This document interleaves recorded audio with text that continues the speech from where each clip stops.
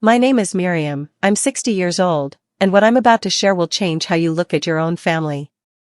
3 days ago, my son, Caleb, and his wife, Beatrice, shoved my husband Jonah and me off a ledge into the river gorge below. The water was ice cold, the drop stole the breath from my lungs, and as I floated half-stunned near the rocks, I heard Jonah rasp in my ear. "Miriam, don't move. Play dead." I went limp, tasting metal, fighting the urge to cough. But even that wasn't the worst part. The worst came when Jonah, shaking and broken beside me, whispered the truth a mother should never have to hear, a secret our children had hidden for 25 years. For 4 decades, I believed we had built a simple, steady life. Every morning our little Riverton bungalow smelled like brewed coffee and toast. Birds tapped the kitchen window. The same creaky step on the back porch sang under Jonah's boots. I taught reading at the elementary school down the road. Most afternoons I came home with pockets full of crayon notes. Jonah worked with his hands, a carpenter whose rough palms could coax elegance out of plain timber. He'd hold a board to the light, squint, and somehow see the table or cradle waiting inside it. We raised 2 boys. Ethan, our first, was sunlight, quick to laugh, quick to help, always taking on the heavy boxes without being asked. Caleb, 5 years younger, lived quieter. Watchful. I loved them with the same fierce heart a mother gives both sons, even when the house said otherwise, one voice filling the rooms, the other a shadow in the hall. Sundays were sacred. After church we crowded around the oak table Jonah carved in our first year of marriage. Ethan would chatter about his engineering dreams. Caleb would push peas around his plate. Evenings, Jonah and I walked the riverside path, fingers linked, mapping a future we were sure would come, grandkids racing the length of the yard, long road trips we kept postponing, a smaller place once the boys had homes of their own. I didn't know those walks were training for the day the river almost kept me. On good weekends, the house swelled with family. My sisters, Hazel and Irene, showed up with casseroles and gossip. Kids sprinted between rooms, somebody always needed a band-aid, and the back fence leaned like it had been listening for years. Jonah was my partner in everything. He'd bring me roadside wildflowers, I'd grade papers in his workshop while he sanded tabletops smooth as glass. We were a team, stitched tight by 40 years of ordinary wonder. Then, when Ethan turned 20, something in the air snapped. He and Caleb argued in low, urgent voices that cut off when I entered a room. Jonah called it brother stuff. I told myself it would pass. I needed to believe that. One night in October, Ethan didn't come home. We waited through midnight. At 1, Jonah grabbed his coat. Neighbors joined the search. I paced the kitchen, calling his name until my throat ached, while a light burned in Caleb's room and his door stayed closed. At dawn, they found him, down in the river gorge. The sheriff said it was an accident. Must have slipped in the dark, he told us, hat pressed to his chest. I let that explanation settle over me like a heavy blanket because the alternative was unthinkable. Ethan's funeral hollowed me out. I wore my only black dress. My sisters held my elbows when my legs forgot how to stand. Caleb was composed. Too composed. He watched the floor while I ran out of tears and breath. Jonah stood a step behind me all day, a hand at my back, steady as a post. After the burial, Caleb changed. He became attentive, helpful with groceries, present in Jonah's shop, bringing me tea when I stared too long out the window. I told myself it was grief finding its shape. Now I know it was a mask he learned to wear. Years slid by. The ache dulled but never left. Caleb married Beatrice, a honey-voiced girl from the next town, and they had 2 beautiful children. She called me Mom, warmed my kitchen with her recipes, and ran her fingers along Jonah's work like she was memorizing the grain.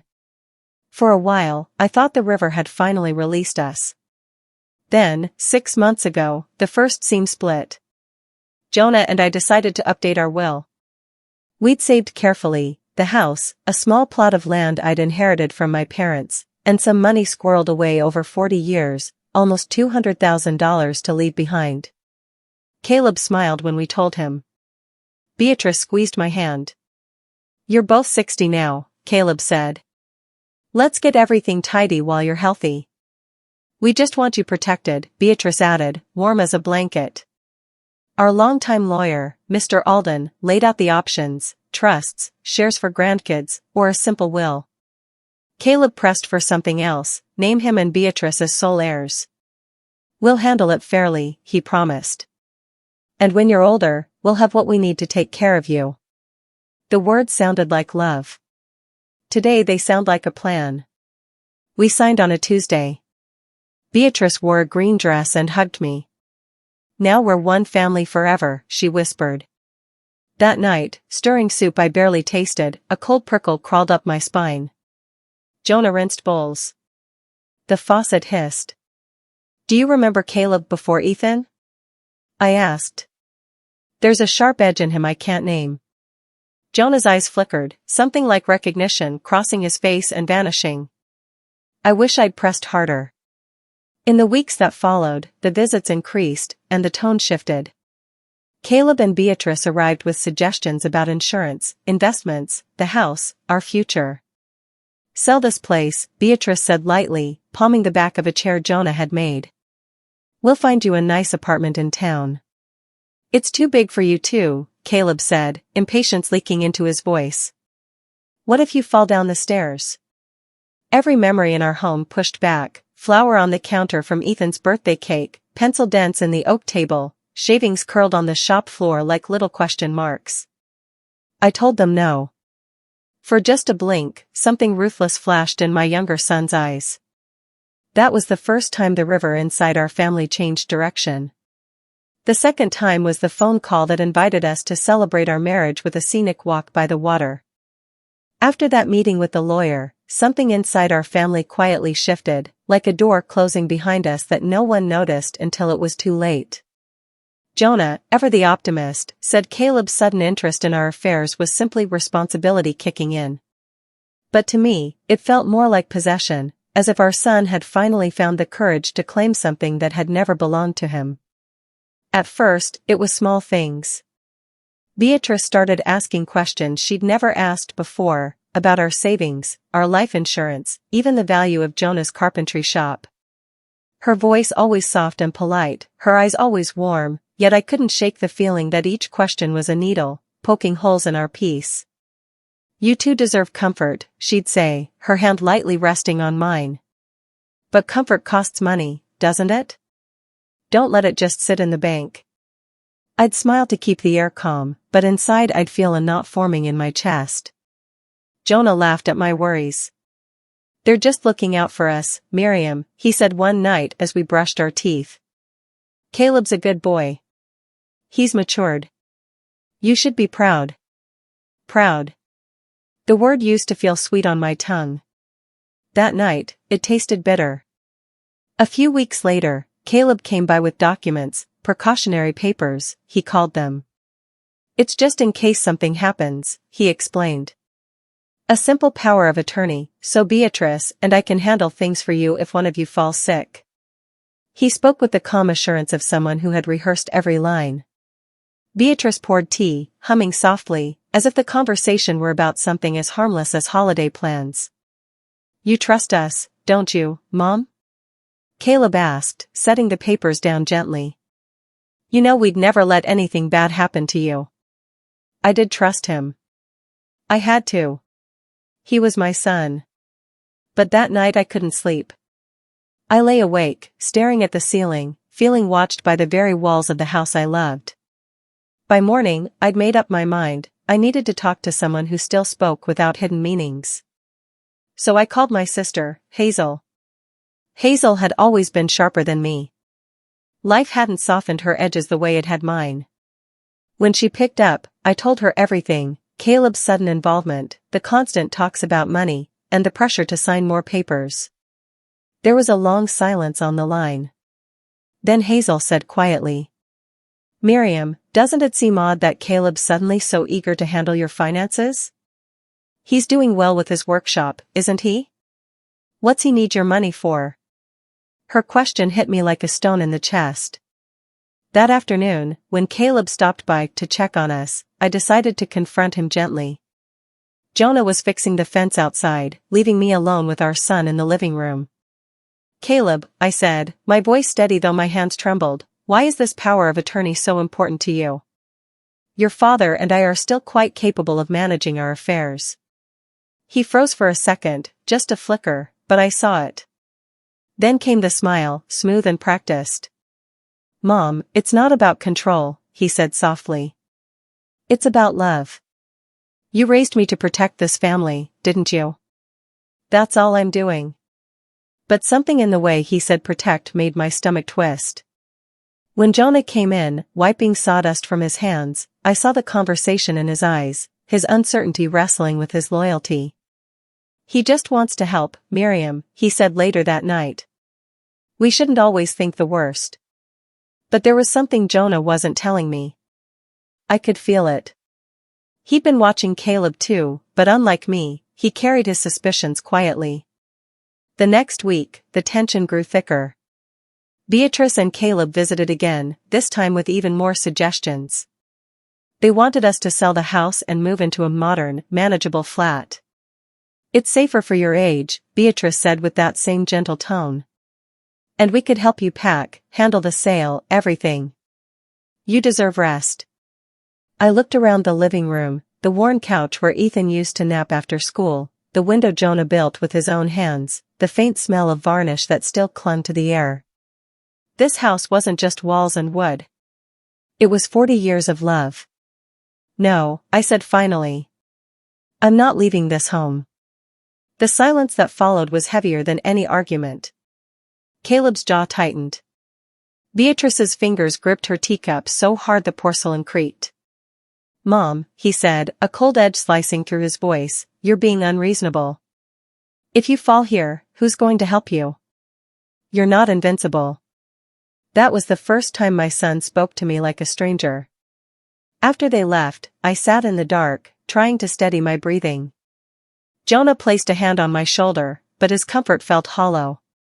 "He didn't mean it," he said quietly. "He's just worried." I turned to him. "Jonah, you saw his eyes, didn't you? The same look he had the night we lost Ethan." He froze. His toothbrush paused midair, foam still clinging to the bristles. Then, for the first time in decades, Jonah looked afraid. He sat down at the kitchen table, his fingers trembling. "Miriam," he whispered, "there's something about that night I never told you." The air in the room changed, thicker, colder. "What do you mean?" I asked, my voice barely a whisper. Jonah's eyes glistened. "The night Ethan died. Caleb wasn't in his room like he said he was." And in that single sentence, the quiet foundation of our family began to crack. For a long moment, Jonah didn't speak. His hands were clasped together, trembling slightly, the way they did when he worked with a blade too fine for his grip. The clock on the wall ticked so loud, it was like counting down to something I didn't want to hear. "Miriam," he began, his voice barely above a whisper, "the night Ethan died. I followed Caleb." My body went cold. The sentence hung between us, heavy and unreal. "Followed him?" I repeated. "Why would you follow your own son?" Jonah rubbed his face, as if trying to wipe away the memory. "Because he'd been strange. Angry. Distant. I thought maybe he needed air, or maybe he was going to meet a friend. But when I saw where he was headed, the gorge, I felt something was wrong. I couldn't breathe. The same gorge where our oldest son's body was found 25 years ago. "Jonah," I said slowly, "you told the police Ethan slipped." He nodded. His voice cracked. "That's what I told them. Because that's what Caleb begged me to say." The world tilted under me. He continued, his eyes red-rimmed with guilt. "When I got there, I saw them, Ethan and Caleb, arguing. Screaming so loud it echoed through the trees. Ethan was holding some papers. He was furious, yelling about money Caleb had stolen from our savings account. He said he had proof." My heart clenched. Ethan, my sweet, responsible boy, trying to protect us. What happened then? I whispered. Jonah stared into nothing. Caleb snapped. He pushed him. It wasn't a stumble, Miriam. He pushed him, hard. I saw Ethan try to grab a branch, but he lost his balance. Then, he was gone. He pressed his fist against his mouth to stop the sob that broke free anyway. The room was silent except for the faint hum of the refrigerator. I could hear my own heartbeat pounding in my ears. You saw it all, I murmured, unable to look at him. And you said nothing. He was our son, Jonah said, his voice shaking. Our only one left. He dropped to his knees and cried, saying it was an accident. He said Ethan tried to hit him first, that he just defended himself. I believed him, or maybe I needed to believe him. Tears blurred my vision. So you let him live with that lie, I said bitterly. And now it's come back for us. He didn't answer. The truth already filled the room. For years, I had wondered why Jonah changed after Ethan's death, why he woke up sweating, why he avoided looking at old photographs. Now I knew. The guilt had been rotting him from the inside out. Miriam, he said softly, reaching for my hand, he promised he'd change. He said he'd pay back the money, that it was a one-time mistake. I thought losing his brother would be punishment enough. I pulled my hand away. You don't hide murder to protect family, Jonah. You condemn us all when you do. He said nothing. He didn't have to. The silence was confession enough. I stood, pacing. My mind raced back over the last few months, the will, the house, the insistence, the way Caleb's eyes had hardened when I refused to sell. Everything fit. That's why he's so desperate to control our money, I whispered. He's drowning again, and this time, he wants to drag us down with him. Jonah nodded weakly. I started looking into his business. He's in debt, deep debt. Over $100,000. I found the bank letters. He's been borrowing from anyone who'll lend him money. My stomach turned. Does Beatrice know? She does, he said. She's part of it. I've heard her steer conversations, asking about insurance, about property deeds. She's calculating, Miriam. This isn't panic. It's a plan. I sank into a chair, shaking my head in disbelief.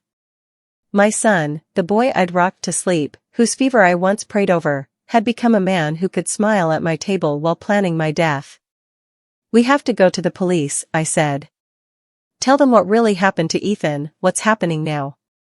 But Jonah looked down. If I confess that I covered for him, they'll arrest me too. I'll lose you, Miriam. You'll lose me anyway if we do nothing, I snapped. Do you think he'll stop now? He killed once. He can kill again. Jonah leaned back in his chair, pale and trembling.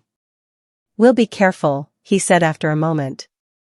We'll find proof first. We'll gather evidence. We can't go empty-handed. Before I could reply, the phone rang. Jonah and I exchanged a look, half fear, half instinct. He answered, his voice tight. Hello? A familiar voice came through the receiver, warm, cheerful, horrifyingly calm. Hi, Dad. Beatrice and I were just talking. We thought it'd be wonderful to celebrate your anniversary this weekend. Maybe a little hike by the river? You've always loved that spot, right? The color drained from Jonah's face. He didn't answer. I could hear Beatrice giggling faintly in the background. It'll be beautiful, Caleb continued. Just the four of us. We can take pictures, make memories. A real family day. Jonah forced out a shaky reply. That's thoughtful of you, son. We'll, let you know. He hung up slowly. The silence afterward was suffocating. The river, I whispered.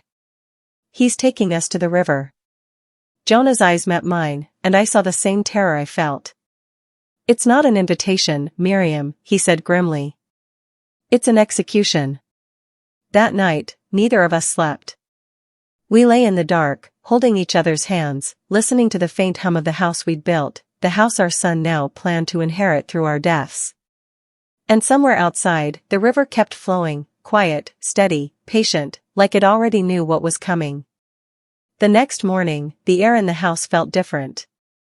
Still, cold, almost glistening. The smell of coffee did nothing to chase the dread away. Every sip tasted like fear. Jonah and I sat at the kitchen table, not touching our breakfast, the phone call from Caleb replaying in our minds on an endless loop. He was going to take us to the river, the same gorge where Ethan died, and this time he didn't plan on leaving witnesses. Jonah broke the silence first. "If we cancel, they'll only find another way," he said quietly. "Maybe something that looks even more accidental. A fire, a gas leak, a break-in gone wrong." I hated how logical that sounded. "So what do we do, Jonah? Just walk into their trap?" "Not unprepared," he replied. "If we go with evidence. If we die, someone will know the truth." He pulled out his phone, set it on the table, and began adjusting settings. "I'll hide it and record everything from the moment we leave. Their voices, their plans, everything. If we survive, it'll save us. If we don't, it'll expose them." I nodded, my hands trembling. He reached across the table and held them still. "We've made it through 40 years together," he said softly. "We'll make it through this too." I wanted to believe him. That evening, we went through the motions of normal life. We cooked dinner we couldn't eat, washed dishes we didn't need, smiled when the phone rang. Pretending became survival. When Beatrice called to confirm the details, her voice was light, cheerful, almost rehearsed.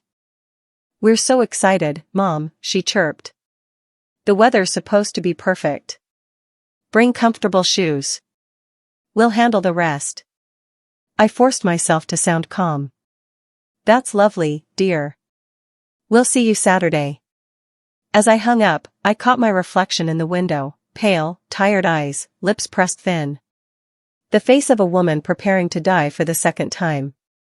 Later that night, Jonah took out an envelope from his desk and handed it to me.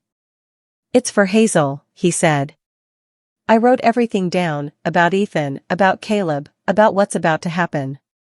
"If we don't come back, she'll find it in the cabinet with our documents." He looked at me with eyes that were tired but resolute. "At least someone will know the truth." I leaned my head against his shoulder. "If something happens," I whispered, "promise me you'll fight. Promise me you won't let him win again." He squeezed my hand. "I promise." Saturday came too soon. The sky was cruelly bright, the kind of morning that made the world look clean and harmless. I dressed in a soft gray sweater, something plain, something I wouldn't mind dying in. Jonah packed water, snacks, and his hidden phone, set to record. When the knock came at 8 a.m., I jumped. Caleb stood at the door, smiling like the perfect sun. "Morning, lovebirds," he said lightly. "Ready for your big adventure?" Behind him, Beatrice looked radiant, her hair brushed, her smile dazzling. "You two look adorable," she said sweetly. "This will be such a beautiful memory for the kids to hear about someday." Her words stung. They didn't know that my sister already had the letter, that I had left a note on the kitchen counter reading, "If we don't come back, check the cabinet." We climbed into Caleb's SUV. The leather seats were warm from the sun. Beatrice hummed along to soft music as the car rolled down the familiar road toward the mountains. I stared out the window, every bend of the road pressing heavier on my chest. Jonah reached for my hand discreetly. His thumb brushed over my knuckles twice, our silent signal for "I'm here." Caleb chatted casually about the weather, about business, about anything but the reason we were really there. "You'll love the view," he said, glancing at us through the mirror. "It's breathtaking. There's even a trail that leads right above the river. We'll take photos, you'll see." Photos. The word chilled me. Beatrice laughed softly. "I brought my new camera," she said. "We're going to capture every moment of this special day. Every moment of our deaths," she meant. The ride stretched for hours. I kept expecting something to happen, a sudden turn, a cliffside accident. But Caleb was careful. Too careful. He obeyed every sign, every limit, as if perfection itself would prove his innocence later. At one point, he caught my gaze in the mirror. His smile didn't reach his eyes. When we finally reached the base of the trail, the world looked deceptively peaceful. The sound of rushing water drifted from the distance. Trees swayed lazily in the wind. Beatrice jumped out first, her sneakers spotless. "Let's go. The lookout's not far. Just wait till you see it." Caleb opened Jonah's door and offered his hand. "Careful, Dad. It's a bit steep in parts, but I'll be right behind you." There was warmth in his tone, but it was the kind of warmth that burns before it kills. Jonah subtly brushed against his pocket, making sure the recording had started. Then he gave me the faintest nod. We followed them up the trail. Beatrice led the way, snapping photos of flowers, trees, anything to make the outing look like a family picnic. "Look at that bird, Mom," she called. "So beautiful." I forced a smile. My legs already felt heavy. Every step closer to the gorge felt like walking into a grave that had been dug years ago. Caleb trailed behind us, humming. Every time I slowed down, he slowed too, close enough that I could feel his breath. My heart pounded in rhythm with the crunch of gravel beneath my feet. After nearly an hour, Beatrice turned back, her voice cheerful. "We're almost there. Just a bit further to the lookout." But I remembered the trail map Jonah had shown me. The lookout was still at least another hour away. That's when I knew she was lying. This was the place. The spot they'd chosen. The ground began to change, less soil, more loose rock, the kind that slides under your shoes without warning. I could see the gorge below now, the river glinting like a blade in the sun. "Come on, Mom," Caleb said, his tone sharper now. "You're doing great. Just one last climb." I forced a laugh, breathless. At my age, Caleb, I'm not built for climbing cliffs. He grinned. "Oh, don't say that. You've still got fight in you." His words were laced with something dark, mocking, maybe even admiration for how far I'd come without realizing I was walking straight into his trap. Beatrice waved from the top of the ridge. "Hurry up. The view's perfect from here." Jonah reached the last stretch before me. He looked back once, eyes filled with quiet warning. "Stay close," he whispered. And I did. Because we both knew this would be the last time we'd ever walk side by side. The climb to the top was brutal. My knees ached, my chest burned, and every loose stone beneath my feet felt like it was whispering the same message: "Turn back while you still can." But I couldn't. Jonah was just ahead, his breathing ragged, one hand pressed to his side where the sharp rocks had already torn his shirt. And above us, Caleb and Beatrice waited, their silhouettes sharp against the blinding sky. When we reached the ridge, I finally saw what they'd been leading us toward, a narrow cliff jutting over the roaring river below. The drop was dizzying. 90 feet, maybe more. If anyone fell from here, the rocks would finish the job before the water did. "Isn't it beautiful?" Beatrice called out, her camera already in her hand. "You can see the whole valley from up here." Her voice was bright, cheerful, but the smile didn't touch her eyes. Caleb came up behind us, brushing the dust off his pants. "Perfect spot for family photos," he said smoothly. "Let's make it a memory." Jonah and I exchanged a glance, small, quick, but heavy with meaning. His hand brushed his pocket again, the recording was still running. Beatrice positioned herself near the edge, waving us forward. "Come on, you two. Hug each other, smile for me." I hesitated. The wind was strong, whistling through the trees like a warning. But Jonah whispered, "We have to go along with it. Every word counts." So we did. We stepped forward, side by side, and wrapped our arms around each other while Beatrice raised the camera. The first flash went off. Then another. And another. Each burst of light felt like lightning announcing the storm that was about to break. "Now one more," Caleb said, stepping closer behind us. "But this time, step back a little. We want the whole valley in the background." One step back. That's all it would take. My stomach turned. I felt the earth crumble slightly beneath my heel. Jonah's grip tightened on my waist. Beatrice lowered the camera just for a second, her smile widening. "Perfect," she said softly. "This is going to be your last photo." Her words froze the air. The sweetness in her tone was gone, replaced by something hollow and cold. Before I could react, Caleb lunged. Everything happened in a blur, his hands on Jonah's shoulder, the shove, the sound of gravel scattering under our feet. Jonah twisted, trying to resist, grabbing Caleb's wrist with a strength that came from sheer terror. "If we're going down," Jonah shouted, "you're coming with us." Beatrice screamed, rushing forward. For a split second, all four of us were locked together, a tangle of arms, fear, and betrayal balanced on the thin line between life and death. The ground gave way. We fell.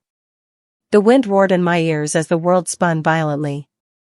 My body hit something hard, rock, maybe, then bounced, pain exploding through my ribs. When we finally stopped, the only sound was the distant rush of the river and the slow drip of blood trickling from my forehead. I couldn't move. I couldn't breathe. I could only taste iron and hear Jonah's voice somewhere close. "Miriam, don't move," he rasped. "Play dead." Through half-open eyes, I saw him lying a few feet away, his face pale, his leg twisted unnaturally. His chest rose shallowly, but he was alive. A few meters beyond him, I saw Caleb and Beatrice. They were both hurt, bruised, bleeding, but moving. Crawling. "Are you okay?" Caleb groaned, reaching for Beatrice. "I think my leg's broken," she moaned. "What about the old people?" "Old people." The word stung like a knife. Caleb squinted toward us, breathing heavily. "They're dead," he said finally. Eyes open, no pulse. "They're gone." I held my breath. Every instinct screamed to gasp for air, to move, but I didn't. "Perfect," Beatrice muttered, her voice laced with satisfaction. "It worked. Just like we planned." Caleb gave a bitter laugh. "Except for the part where we fell too." Beatrice giggled weakly. "At least we don't have to pretend to love them anymore." Their words burned through the fog of pain. All the Sunday dinners, the hugs, the birthdays, every kind gesture had been theater. And now, at the bottom of this cliff, they were congratulating each other for killing us. "We'll crawl until we get a signal," Caleb said. "Then we'll call for help and tell them it was an accident. We'll say Dad slipped, tried to grab Mom, and we all fell." "Make sure the stories match," Beatrice reminded him. "We practiced this, remember?" Her laugh echoed off the stone walls like something inhuman. As their voices faded, Jonah whispered again, his tone hoarse but urgent. "We're alive, Miriam. We just have to stay that way long enough to tell someone." I turned my head slightly, wincing as pain flared through my shoulder. "I can't feel my arm," I whispered. "I think my leg's broken," he said. "But we'll survive. We have to." We lay there, side by side, pretending to be corpses while our son and his wife, the people we had loved most in this world, crawled away to safety, believing they had finished their work. Above us, the wind carried their fading laughter, and the sound of the river below whispered its cruel rhythm, "They think you're dead. Stay that way." Because now, playing dead wasn't just an act, it was our only chance to live. The world around me was quiet, except for the faint rush of the river below. Every breath I took hurt, every movement screamed through my bones. But Jonah's words repeated in my head like a command from God himself. "Don't move, Miriam. Play dead." So I did. I kept my eyes half open, staring blankly at the sky as flies gathered, as leaves fluttered down. Somewhere above, I heard Caleb's groan and Beatrice's shallow whimper. They were alive, but so were we. Barely. Minutes crawled by like hours. I could hear them dragging themselves across the rocks. Their voices were faint but clear enough to slice through my pain. "We'll tell them it was an accident," Caleb muttered. Mom slipped first, Dad tried to grab her, and we fell trying to help. "That'll sound real enough." "Good," Beatrice hissed. "Just don't mention the camera." "I'll say it broke in the fall." A small laugh escaped her throat, bitter, cruel. "We should have done this sooner." My heart clenched. The daughter-in-law who called me mom, who kissed my cheek every Christmas, was talking about my death like it was a late errand finally crossed off a list. When their voices faded, I dared to whisper. "Jonah, they're leaving." He coughed weakly. Blood trickled from the corner of his mouth. "Good. Let them." The phone still recording, it caught their confession. He tried to lift his head but winced and fell back. His face was pale as chalk. "Can you move?"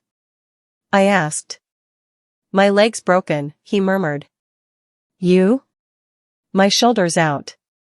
Arm might be fractured. But I can crawl." We needed help, and fast. The sun was sinking, the shadows stretching longer. If no one found us soon, we'd die from our injuries before Caleb's story ever reached the police. I gritted my teeth and began inching toward Jonah. Every movement sent lightning through my arm, but I refused to stop. The ground was slick with blood and dust. My blood. His blood. When I reached him, he squeezed my good hand. "You were right," he whispered. "I should have told you about Ethan years ago." "No," I said softly. "You just wanted to protect what was left of us. And I almost lost you because of it." He coughed again, harder this time. I could hear the rattle in his chest. Panic clawed at me.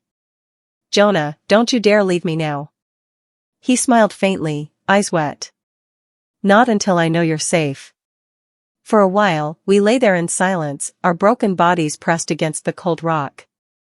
Then faintly, from somewhere far above, came the sound of shouting. "Rescue teams." I froze. Caleb's voice rang out, desperate but perfectly performed. "Down here. Please, help us. My parents fell, they didn't make it." It was a flawless act. I could picture the scene even without looking, Caleb and Beatrice clinging to each other, bloodied but alive, crying in front of strangers who'd never guess what they'd done. "They're gone," Beatrice sobbed between fake tears. "It was so fast, we couldn't save them." Jonah looked at me and whispered. "Keep still. They can't know we're alive yet. If they find out, Caleb will make sure we don't leave this mountain." He was right. If they realized we'd survived, and that Jonah's phone was recording, they would finish what they started. The rescuers' voices grew louder. I heard ropes clinking, boots sliding on rock. One of them shouted. "We've located the survivors, 2 adults, 1 male, 1 female." "Wait, I see more bodies below." Another voice answered, "We'll go down for them. Prepare the stretchers." My pulse hammered. Jonah's fingers tightened around mine.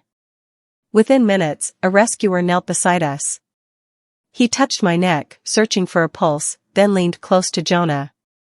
"This one's still breathing, faint but steady," he called up. "The woman's barely alive. Let's get medics down here now." It took everything in me not to flinch as they examined me. Hands pressed against my ribs, cold metal against my skin, voices murmuring over radios. "Her pulse is weak," one medic said. "We'll secure her, get her up first." "Don't let them know," I whispered, barely moving my lips. The rescuer froze, eyes widening as he realized I was conscious. I held his gaze, pleading silently. He gave a tiny nod, he understood. Within minutes, we were strapped to stretchers and lifted toward the sky. My vision blurred, but before the helicopter blades drowned everything, I heard Beatrice's voice above. "They're alive?" "No, that's impossible." The rescuers didn't answer her. They were too busy saving us. When we reached the top, I could see Caleb standing by the cliff's edge, his face pale, eyes wide with disbelief. He looked at me, at my half-open eyes, and for the first time I saw fear flicker across his face. Good. Let him know the dead can still speak. They loaded us into the helicopter. A paramedic pressed an oxygen mask to my face. The roar of the rotors filled my ears, drowning out everything except Jonah's faint voice beside me. We did it, Miriam. We're alive. I turned my head weakly toward him. Not just alive, I whispered. We have proof. The phone in his pocket, our silent witness, had captured everything. Caleb's lies, Beatrice's laughter, their confessions. The truth was finally rising with us, out of that cursed gorge. The helicopter blades thundered overhead as we lifted off, carrying us away from the gorge that nearly became our grave. I could barely move. Every breath burned like fire, and the noise of the rotors merged with the racing of my heart. But despite the pain, I felt one quiet, defiant truth settle inside me: we were alive. Jonah lay on the stretcher beside mine. His face was pale, lips trembling, eyes flickering between exhaustion and relief. A medic leaned over him, shouting above the roar. "Stay with us, sir. You're going to make it." Jonah turned his head slightly toward me, his voice a whisper against the noise. "Miriam, they think we're dead. Keep it that way until we're safe." I nodded weakly under my oxygen mask. The paramedics didn't notice, they were too busy checking vitals, cutting open sleeves, wrapping wounds. I clung to consciousness with everything I had, replaying Caleb's words in my mind: they're dead. Eyes open, no pulse. Let him keep believing that. For now, the lie was our shield. When the helicopter finally landed at Riverton General Hospital, chaos erupted. Bright lights flooded my eyes, voices echoed all around me. I was rolled down white corridors that smelled of antiseptic and blood. My world blurred into flashes: nurses running, scissors snipping fabric, beeping monitors.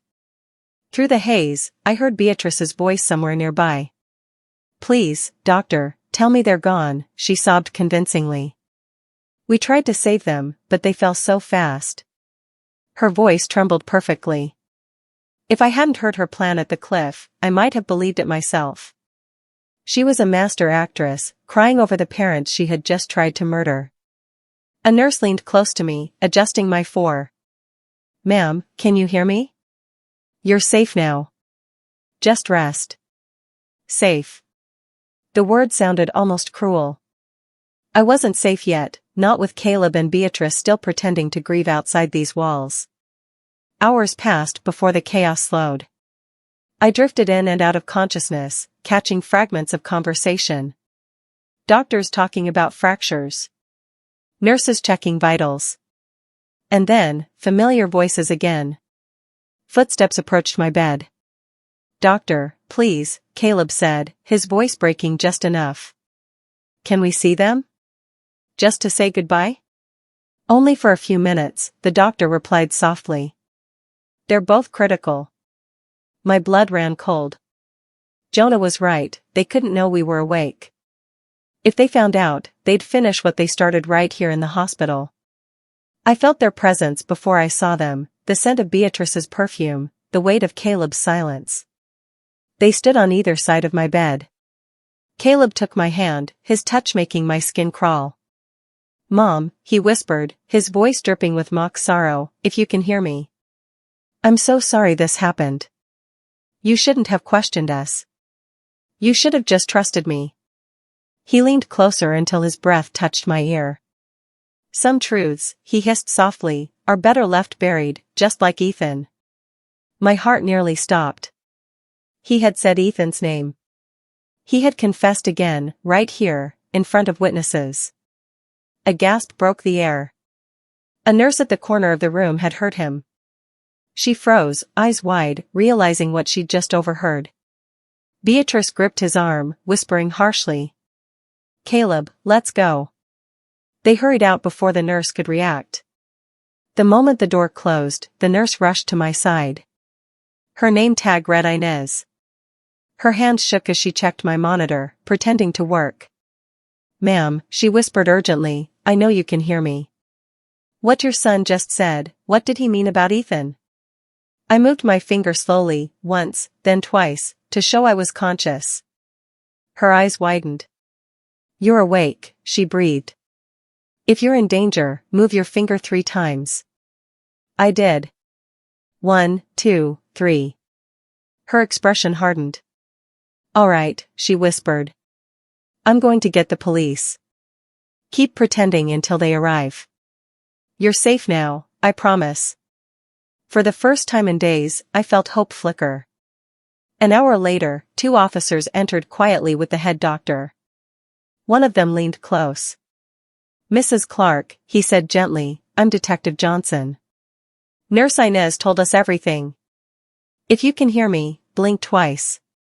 I blinked twice. "Good," he continued softly. "We're here to protect you. Your son and his wife are under observation, but we won't move until we have evidence. Do you have proof of what they did?" With every ounce of strength left in me, I whispered through cracked lips. "Phone.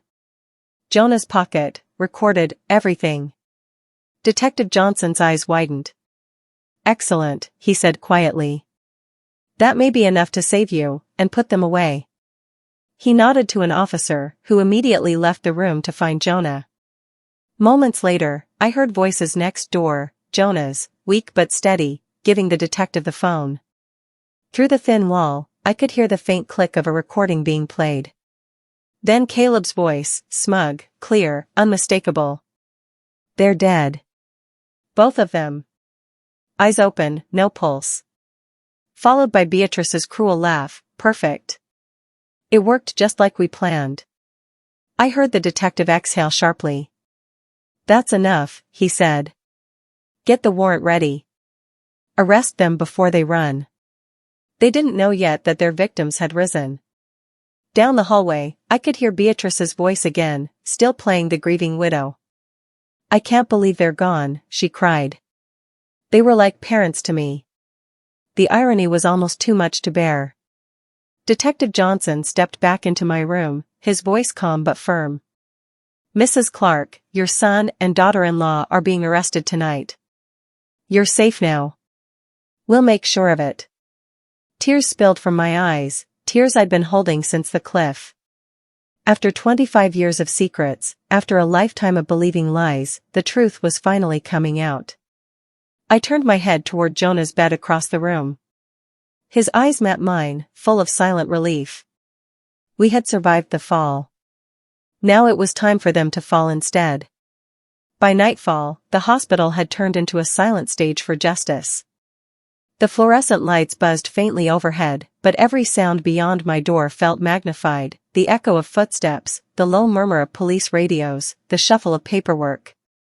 Detective Johnson stood near my bed, speaking softly into his radio. "Copy that.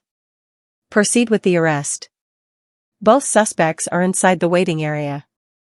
Approach quietly." My heart pounded. I couldn't see the hallway, but I could feel what was happening out there. Jonah was awake now in the next room. I heard him ask the detective, his voice fragile but steady. "Will they go to prison, detective? For Ethan, and for what they did to us?" "Yes, sir," Johnson replied firmly.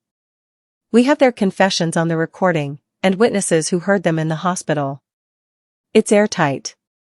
For the first time since that awful day on the mountain, I exhaled. Slowly, deeply, as if I was breathing out 25 years of fear. Then, faintly, through the open door, I heard the commotion. The sharp sound of a police command. "Caleb Black and Beatrice Black, you are under arrest for the murder of Ethan Black and the attempted murder of Miriam and Jonah Black." The words cut through the air like thunder. There was a beat of silence. Then Beatrice screamed. "What are you talking about? They're dead. We saw them die." Her voice cracked in disbelief. The officer's tone stayed calm, unflinching. "They're alive, ma'am. And they've given us everything we need." A gasp followed. Then Caleb's voice, low and furious. "That's impossible. We saw their bodies. We checked their pulses. They were dead. The click of handcuffs echoed down the hall. I closed my eyes, letting the sound sink into me like a hymn. It was the sound of my son's mask finally breaking. Through the hospital window, I saw the flashing red and blue lights painting the night sky. Caleb and Beatrice were being escorted through the sliding doors, surrounded by officers. Beatrice sobbed, trembling, trying to reach for him.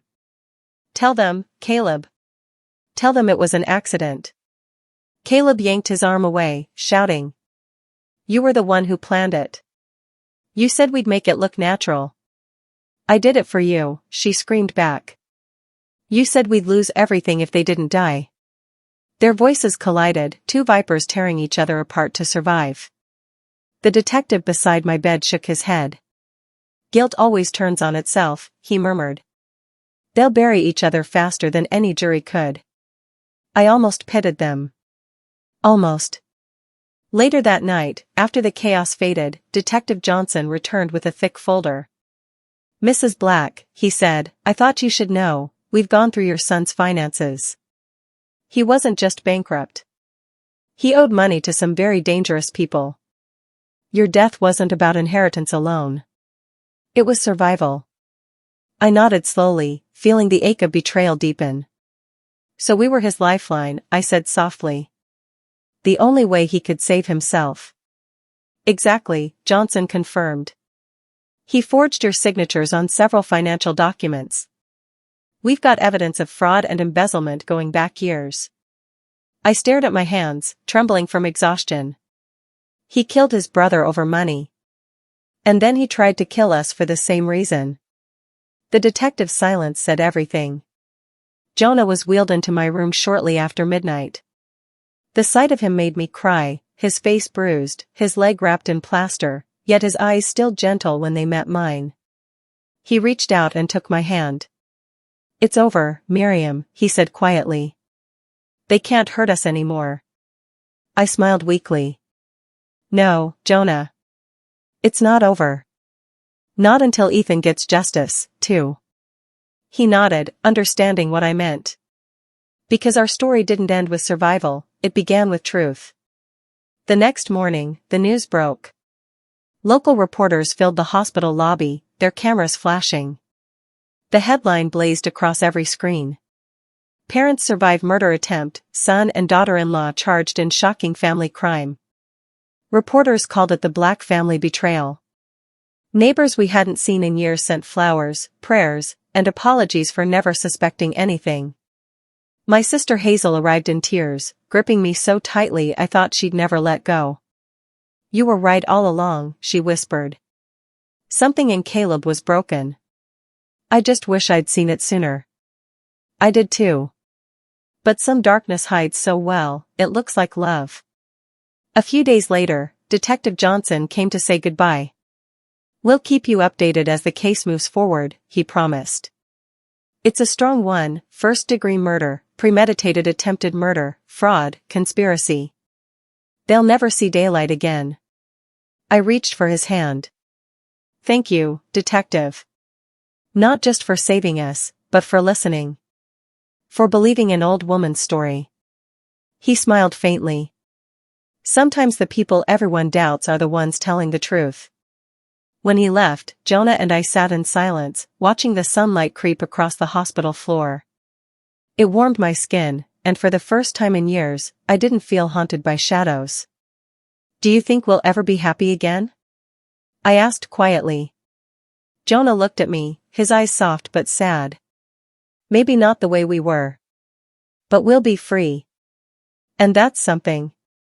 As night fell again, I closed my eyes and let my mind drift back to the gorge, to the cliff where I fell, to the son I lost long ago, and to the son who had become my enemy. The river that once tried to bury me had done the opposite. It had carried the truth to the surface. I was alive. Jonah was alive. And now, justice was alive too. The day of the court hearing arrived like a storm we'd been bracing for our entire lives. Jonah and I sat side by side in our wheelchairs, both of us dressed in black again, just as we had been the day we buried Ethan 25 years ago. But this time, it wasn't grief that bound us in silence. It was determination. The courthouse was packed. Reporters lined the halls, whispering, pens scratching like restless insects. Our story had spread everywhere. Parents survive murder plot by son and daughter-in-law. Some called it the crime of devotion, others the betrayal of the century. To me, it was neither.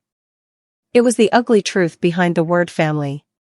When the bailiff called for order, I felt Jonah's trembling hand slide into mine. His knuckles were still bruised from the fall, but his grip was steady. "We tell the truth, Miriam," he murmured. "That's all that matters now."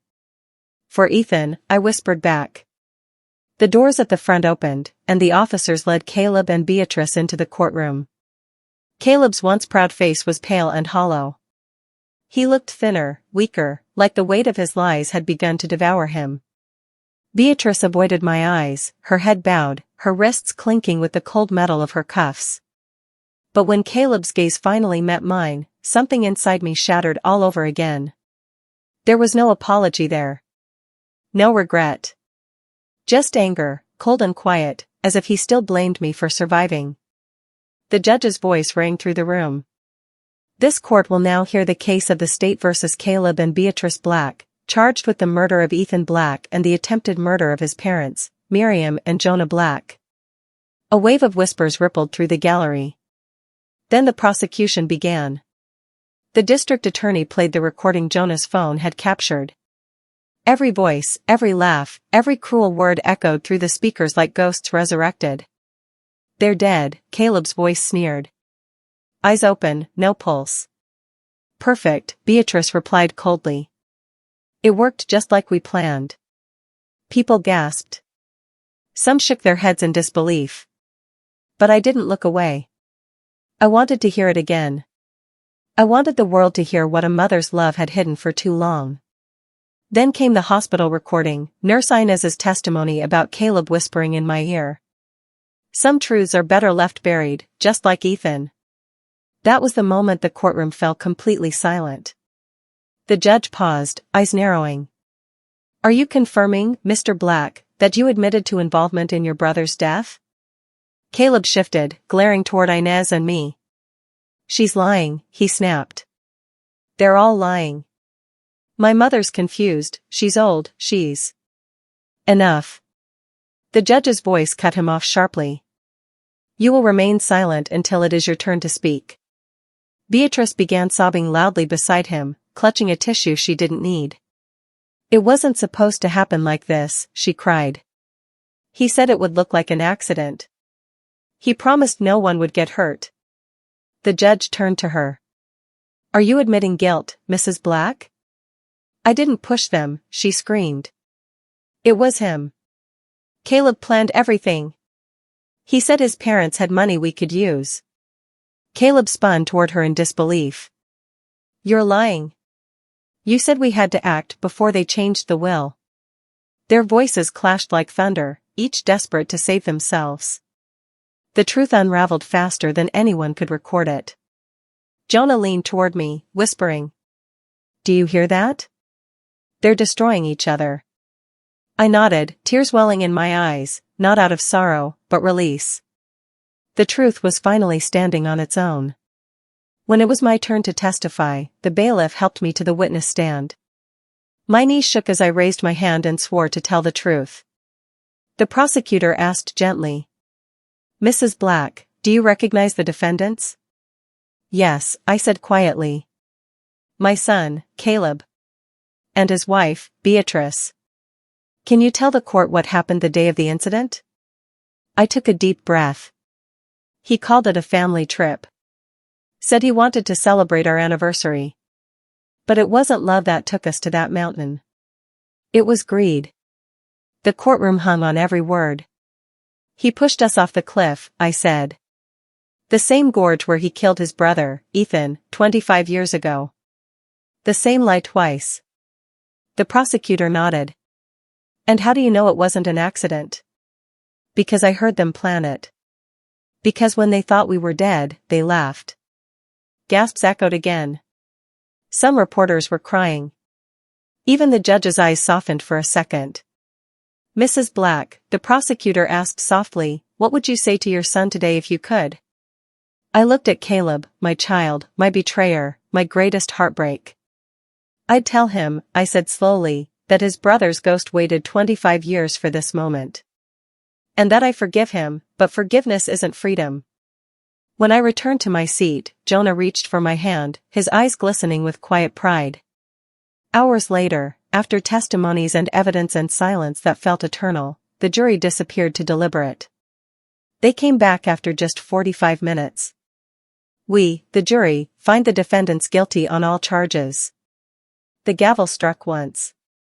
Beatrice collapsed, sobbing hysterically. Caleb stared straight ahead, motionless, as if the verdict hadn't reached him yet. But when the judge sentenced them to life imprisonment without parole, his jaw clenched so tightly I thought he might shatter his teeth. I didn't cry. There were no tears left for him. Only an emptiness I had carried since the night he took Ethan from us. Justice wasn't peace. But it was truth, and truth was enough. Outside the courthouse, cameras flashed as Jonah and I were wheeled through the doors. Reporters called our names, microphones jutted toward us, but I didn't speak. I just looked up at the sky, the same sky that had watched over Ethan's last breath, and ours on that cliff, and whispered, "You can rest now, my boy. It's over." Jonah placed his hand over mine. "He heard you," he said softly. I know he did. And as the sun dipped behind the courthouse roof, I finally felt something I hadn't felt in years, not joy, not triumph, but freedom. Because the truth had survived the fall. A year has passed since that day in court, but there are still mornings when I wake up gasping, hearing the rush of the river in my ears, feeling the phantom drop beneath my feet. Trauma, they say, has its own heartbeat. It never truly dies. It only learns to live quietly beside you. Jonah and I moved back into our old home in Riverton, though it feels different now. The same walls that once carried laughter now carry echoes. The dining table Jonah built 40 years ago still stands in the center of our living room, its polished oak surface marked with faint scratches, memories of meals, arguments, and the family we thought would last forever. Every so often, when I pass that table, I see two empty chairs. One for Ethan, my light. And one for Caleb, the shadow I never saw growing behind him. But I no longer look away. I face them both. Our grandchildren live with us now. Two beautiful children, innocent, curious, still asking when their parents will come home. The first time little Emma asked me, "Grandma, why is Daddy in that big house on the hill with the fences?" I couldn't speak. I just gathered her into my arms and whispered. Because sometimes, sweetheart, grown-ups forget what love means. And the world has to remind them. They deserve more than silence, more than the lies we lived under. So Jonah and I decided to raise them with the only thing that never betrayed us, truth. One quiet evening, while the children slept upstairs, Jonah and I sat on the porch. The setting sun turned the sky a bruised orange, and the faint sound of the river drifted through the breeze. Jonah reached for my hand, his touch still warm, still steady. "Do you ever wonder what would have happened if we hadn't gone that day?" "We'd still be waiting for a storm that was always coming," I said softly. "The truth would have found us eventually. The river just delivered it sooner." He smiled faintly at that, eyes glinting in the fading light. "It's strange," he murmured. "That same river took Ethan, almost took us, and yet, it gave us back everything that mattered." I nodded, tears threatening again. "It gave us the truth, Jonah. And that's worth every scar." A few weeks later, Detective Johnson visited for tea. His hair had gone grayer since the trial, but his sharp eyes hadn't dulled a bit. He brought a small envelope sealed with a gold stamp. "The court finalized everything," he said, handing it to me. "Full custody of your grandchildren, financial restitution, and something else." Inside was a photograph, one the police had found in Caleb's home. It was old and worn, showing Ethan as a young man standing beside his father's workbench, smiling wide, sawdust in his hair. Written on the back in Ethan's handwriting were 5 simple words. "Keep building, Dad. Never stop." Jonah's breath caught. For a long time, neither of us spoke. Then he whispered. He always knew what mattered. I placed the photo on the mantel beside a new one, a picture of the grandchildren laughing in the garden, sunlight bouncing off their faces. The two images sat together, past and present, loss and life, pain and healing. And for the first time in years, they didn't clash. They completed each other. Now, every Sunday, the house fills with laughter again. Hazel visits with her family, bringing cakes and noisy joy. The children run barefoot across the yard where Ethan once chased Caleb, and sometimes I swear I can still hear their young voices overlapping with those of their cousins, echoes of a time before envy, before betrayal, before money ever poisoned our love. At night, when the house grows quiet, I step onto the porch and listen to the river. Its voice has changed, it no longer sounds like mourning. It sounds like forgiveness. I close my eyes and speak softly into the wind. Ethan, my darling boy, I hope you can rest now. The truth came home. Your father and I kept our promise. And in the stillness, I swear I can hear him answer, not in words, but in peace. The kind that finally fills the empty spaces the lies once occupied. People often ask me how I survived, how I managed to crawl out of that ravine, to face my son in court, to keep living in the house where everything fell apart. The answer is simple, I didn't survive to forget. I survived to remember. To remember Ethan's laughter, Jonah's love, the lesson our family paid for in blood, that sometimes the people who push you over the edge are the ones you raised not to fall. And yet, even after all that, I still believe in love. Just not the kind that hides in silence. The river still runs behind our home, steady, relentless, honest. And whenever its water glitters in the sun, I remember how it once carried my story to the world. Because in the end, the river didn't take my life. It returned it to me. If you enjoyed this story, please like the video, subscribe, and share your thoughts in the comments. What would you have done in this person's place? I'd really love to hear your opinion. Big hugs, and see you next time.